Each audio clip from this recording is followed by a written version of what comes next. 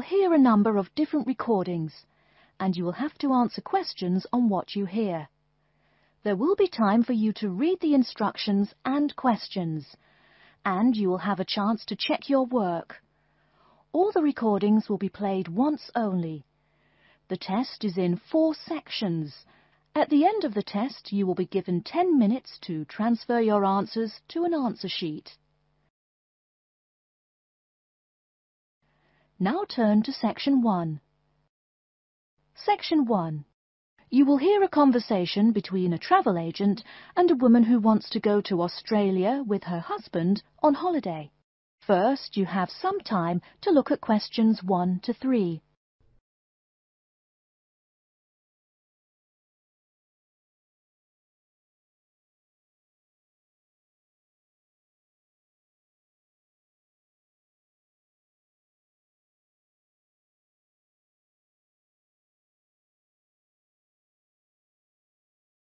You will see that there is an example which has been done for you.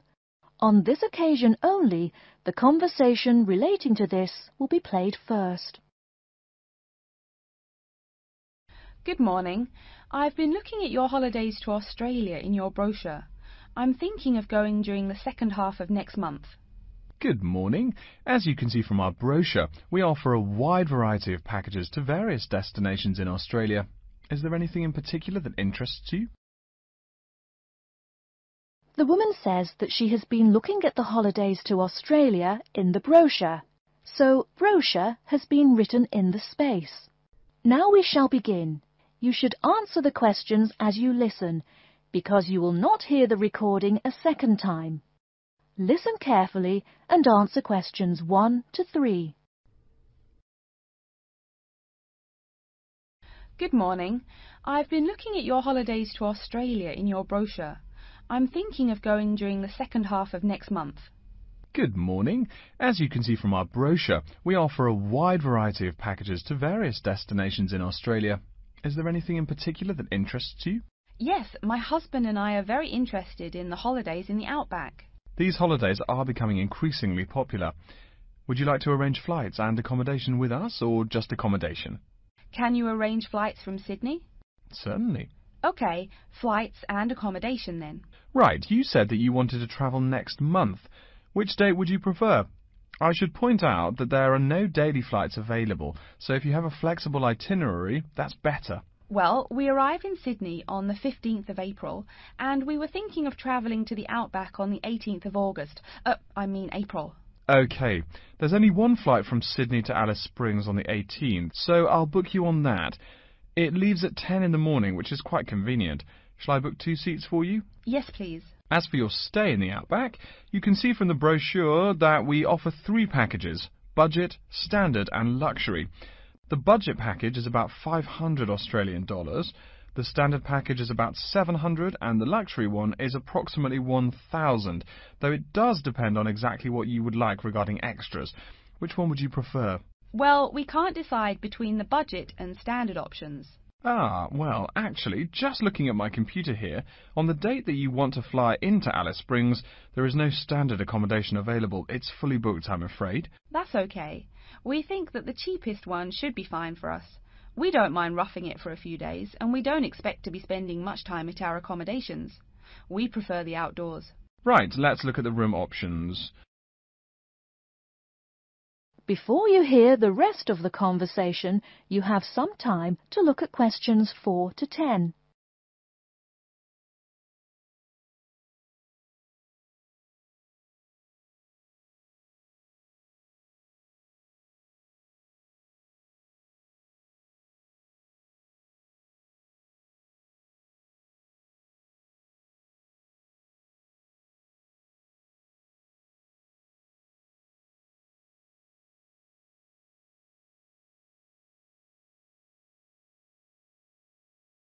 Now listen and answer questions 4 to 10. First of all, would you prefer a non-smoking room? Yes, neither of us smokes. OK. Oh, before I forget, could you book everything in my husband's name, please? Yes, of course. Are you paying by credit card? Yes. In that case, I'll need your husband's name exactly as it appears on the card. Of course, it's John A. Smythe. That's Smythe with a Y. John, middle initial A, surname Smythe, S-M-Y-T-H. Is that correct? Correct. Thank you. I'll just check the price. The room will cost $100 a night plus $10 tax, so $110 per night in total. Is that okay? Yes, that's fine. Book us for 3 nights, please. Most of the guests like to participate in some special activities and trips while they are staying in the outback. Is there anything that interests you and your husband? Yes, there are several things we'd like to see and do. We'd definitely like to visit the cultural centre. Yes, that's very popular. It's within walking distance of the accommodation and it's free. It's also a great place to pick up souvenirs of your trip. We were thinking about visiting one of the nearby farms. There are 2 farms nearby, a sheep farm and a kangaroo farm. There is also an opportunity to ride camels in the desert. Have you ridden a camel before? No, but it sounds like fun. Could you give me some more details about the kangaroo farm and the camel ride? Certainly. The kangaroo farm includes information on how the animals are raised, whilst the camel ride provides information on desert flora and fauna. Which would you prefer? You can arrange to see the kangaroos in the wild if you like, rather than on a farm. That sounds perfect. OK, we'll go on the camel ride and see the kangaroos in their natural habitat. OK, I'll arrange that for you. I forgot to mention that the journey also includes a stop at a place of Aboriginal artwork. It's a place well known for its stone carvings of animals and mythical creatures. That sounds great. Are the carvings in the desert? Yes. Wonderful. Well, that's perfect then. I'm sure you'll have a lovely trip, but remember that you need to take care in the sun. Yes, we're really looking forward to our trip. We really want to try to experience the dream time under the stars. Of course. That's what a trip to the outback is really all about. Yes. Now, how about the cost? That is the end of section 1. You now have half a minute to check your answers.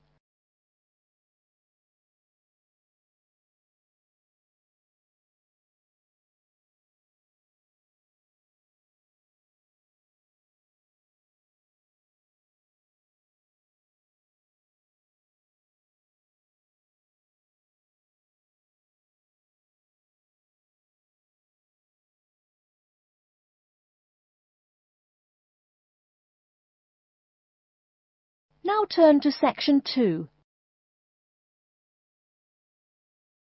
Section 2. You'll hear an announcement which is looking for some volunteers. First, you have some time to look at questions 11 to 15.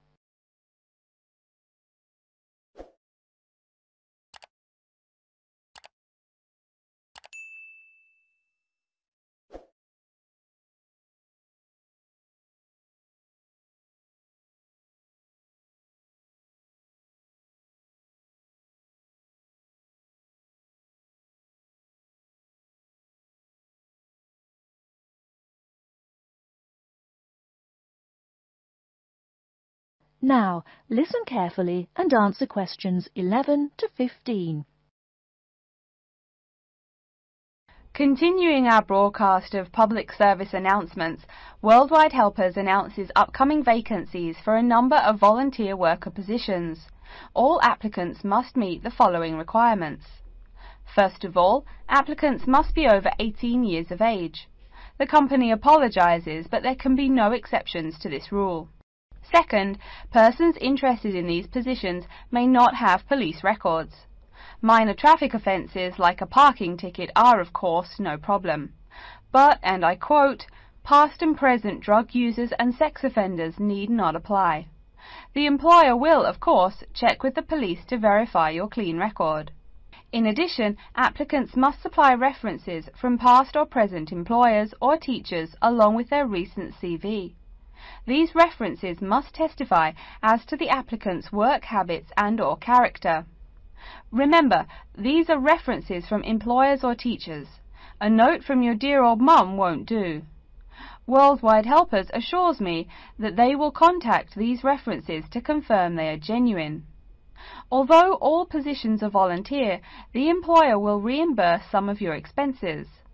For example, they will pay for transportation to and from the job site. Aside from that, the cost of phone calls is covered. Before you hear the rest of the talk, you have some time to look at questions 16 to 20.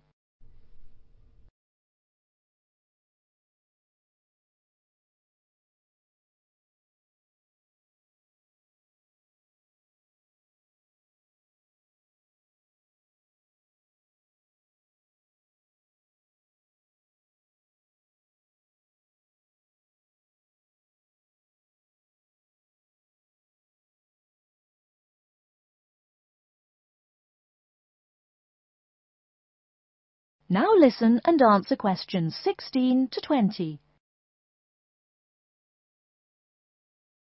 As for the positions themselves, there are three types. The first involves assisting persons confined to wheelchairs. For this position, volunteers must be physically fit and in excellent health. They must be able to lift at least 150 pounds. They should also have a current first aid certificate from the Red Cross. But the most important requirement is that the volunteer must have his own car.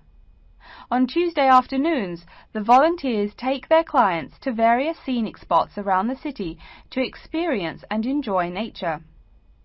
If you don't drive, but you'd still like to get involved, the centre has a number of openings for people to read to the blind. Readers must, of course, read English clearly.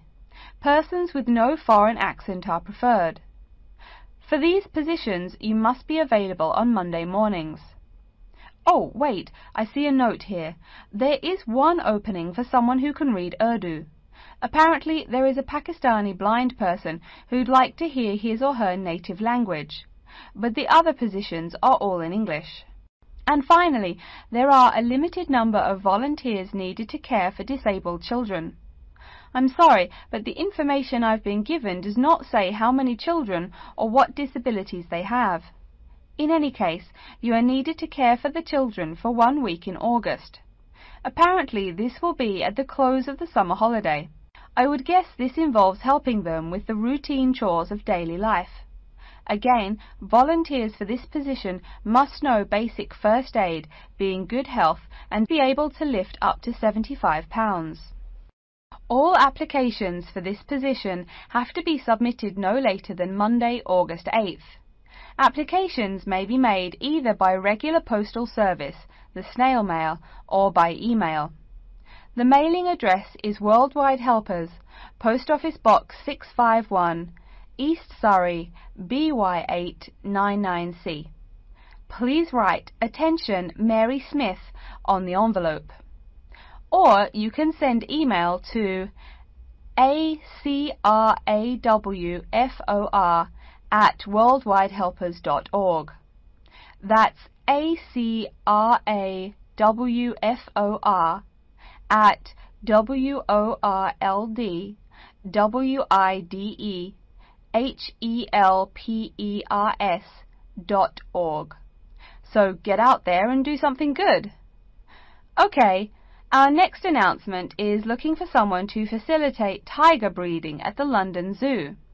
And get this, it's a strictly volunteer position. That means you don't get paid. Oh my God. I'm sorry, ladies and gentlemen, but I just have to laugh. That is the end of section 2. You now have half a minute to check your answers.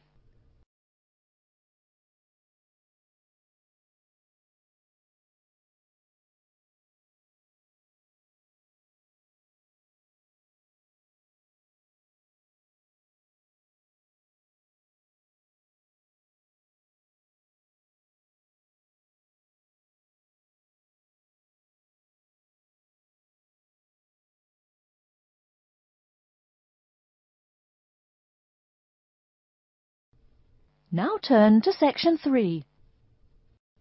Section 3. You will hear a student called Pete talking to his classmate Dave about the presentation that he will give on environmental science. First, you have some time to look at questions 21 to 25.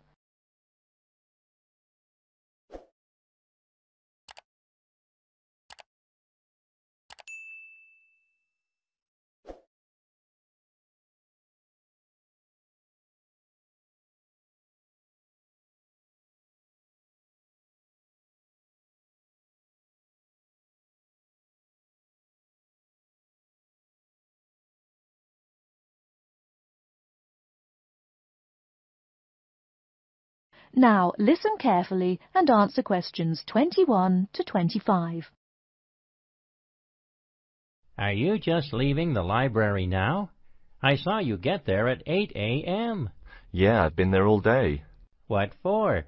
They hire a cute new librarian or something? I wish. No, it's the presentation that I will give in environmental science the day after tomorrow. What's it about? I heard you were really excited about the class. And Dr. Schnee also calls you for the arcane questions, as he calls them. It's about environmental damage in the Yucatan. Excuse me, what? Or is that where? Yucatan. It's a state in southeast Mexico. So what's happening there? Agriculture is having a really adverse impact on the environment. There are too many farmers doing too much farming. It's really destroying the forests and ruining the soil. Deforestation is a major problem there now. How did you learn about this? I don't recall Dr. Schnee saying anything about it in lecture. Yes, but my brother went there last month. You know, to look at the old cities like the Maya Indians built. That's what first got me interested. Your brother Tom? No, Dick, Harry's twin. Anyway, he told me how few trees there were now, and how much empty ground that grows almost nothing.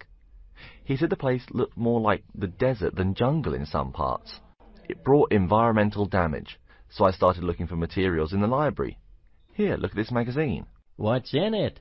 It's an old issue of National Geographic. It includes interviews with tourists who have been there in the past few years. It's pretty bad. See the photos? I see the photos, but one or two photos don't prove anything. Then read what the article says. Right there. The first thing it points out is how soil samples show it's hard for anything to grow there. It says how an area of 21,000 square kilometers has lost most of its forest in the past 10 years. See, there are graphs. As the number of farmers increases, the acres of forest have decreased. It's an inverse relation. Before you hear the rest of the talk, you have some time to look at questions 26 to 30.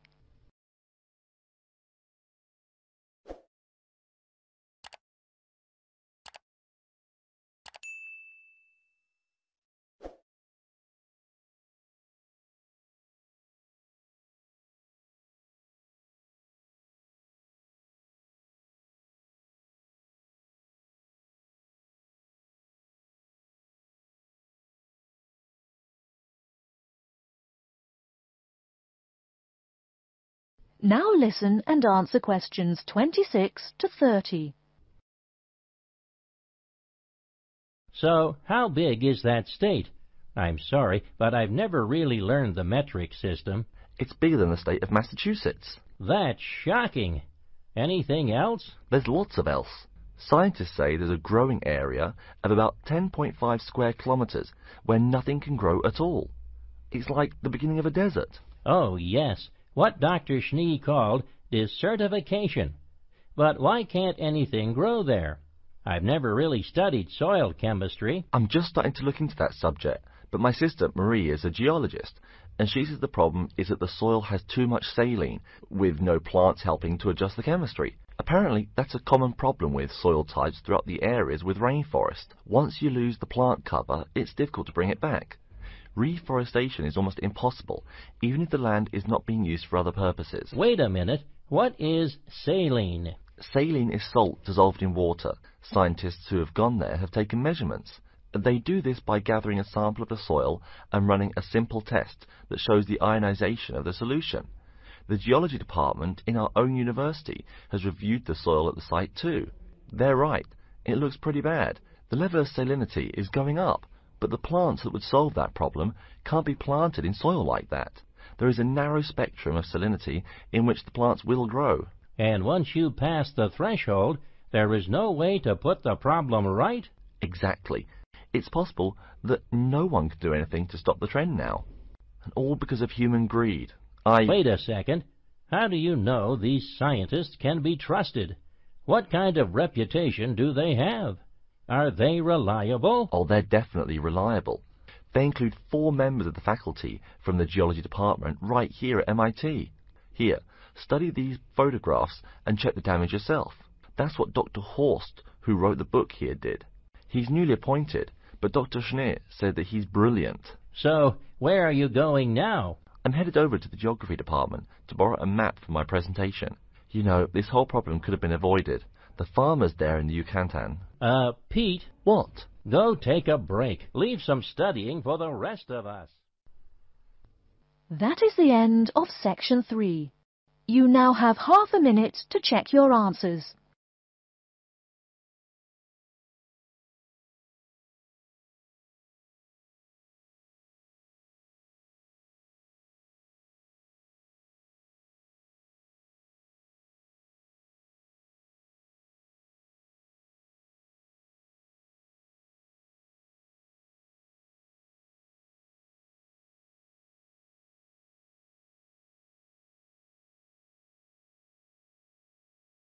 Now turn to Section 4. Section 4. You will hear a lecture's introduction to Insect Biology 101. First, you have some time to look at questions 31 to 40.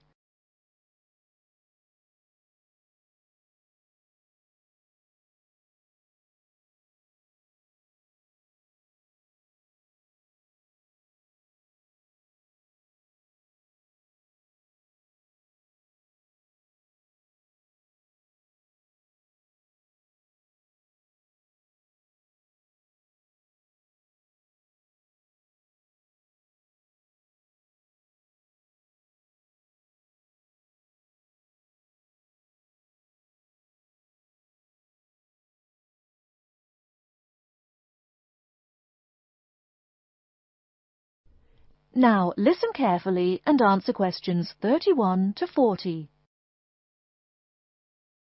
Good afternoon and welcome to Insect Biology 101. I'd like to begin this course with a few remarks about good insects and bad ones. Bugs are all around us, and that's both a benefit and an annoyance, sometimes maybe even serious harm. First, let's talk about the good things that insects do for us. Probably the most important insect for humans, and maybe for all other life, is the bee. Bees help plants in the process of pollination, and thus are necessary to most flowers and fruit-producing trees. That is, they carry pollen from male flowers to female. If it weren't for bees, we'd have very few food plants and no fruit either. In fact, there would be no we.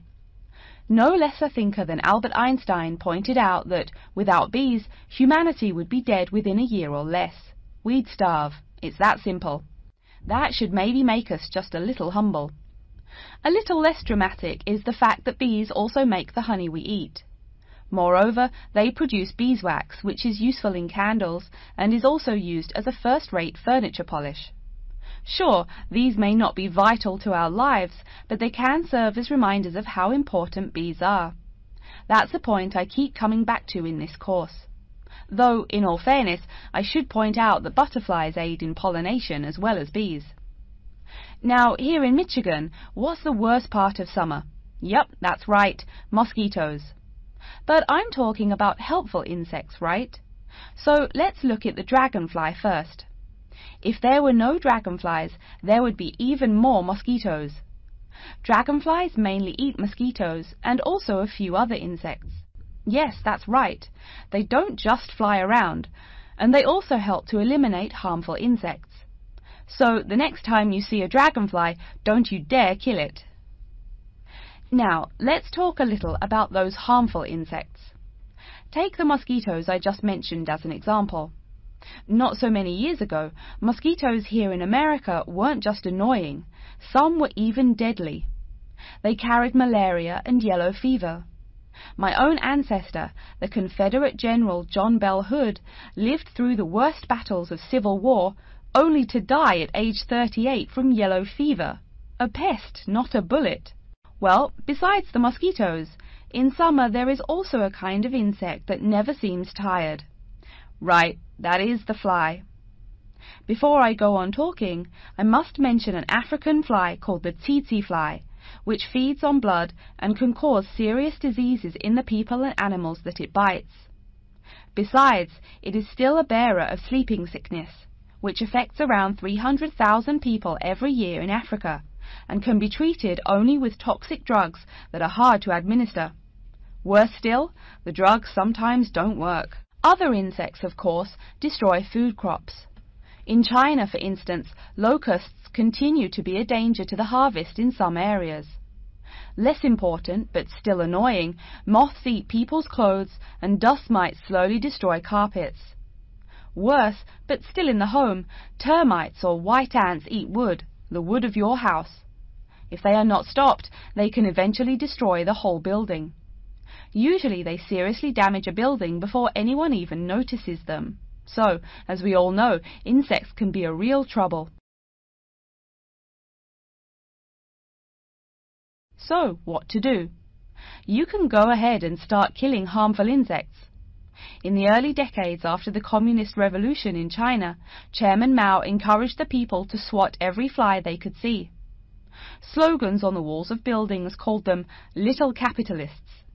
But flies reproduce too quickly for this to be a long-term solution. For some decades in the West, to kill insects with chemicals seemed a good remedy. Unfortunately, chemicals can only be used in a limited area for a limited time. It's a small-scale solution. The insects come back. Worse still, some of the poisons used, like DDT, were found harmful to the environment. Many kinds of wildlife, like hawks, were harmed. And people in chemical-using rural areas have one of the highest rates of liver cancer in the world. It's no secret that chemicals remain harmful to humans. Like all species, insects adapt to their changing environments at an amazing rate. When a new chemical is introduced to their habitat, the insects that survive are generally the ones with some way of resisting the harmful effects. They then breed with the other survivors, and just like that, insects become resistant to most poison in a few generations. An insect generation, remember, is a couple of months at most. So again, we have to ask, what to do? Well, there are biological solutions. Some of these are pretty simple.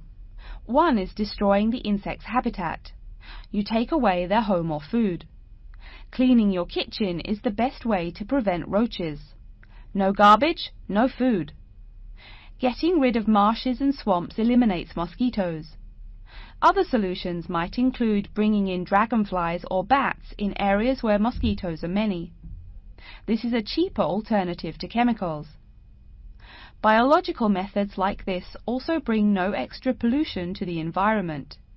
But you have to be careful. If you change the environment too much, you might be hurting other forms of life accidentally. One recent method of controlling insect populations involves interrupting their breeding cycle. What does that mean? It means birth control for bugs. Insects are provided with food that makes them unable to reproduce. Since they can't have babies, the population disappears, or nearly so. And since no young are born, resistance is not a problem, with no young insects developing increased resistance. Interrupt the life cycle, eliminate the bug. It's clear that we must have an understanding of the life cycle of the insect. At least, that's the plan. We'll go into more detail as the course goes along. Now, I will stop here to see whether you have any questions or not. That is the end of section 4. You now have half a minute to check your answers.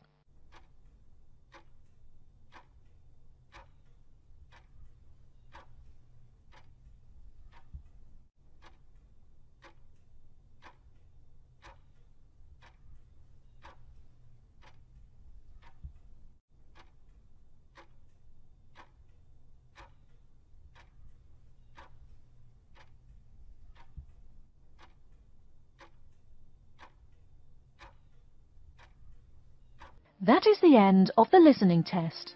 In the Ielts test, you will now have 10 minutes to transfer your answers to an answer sheet.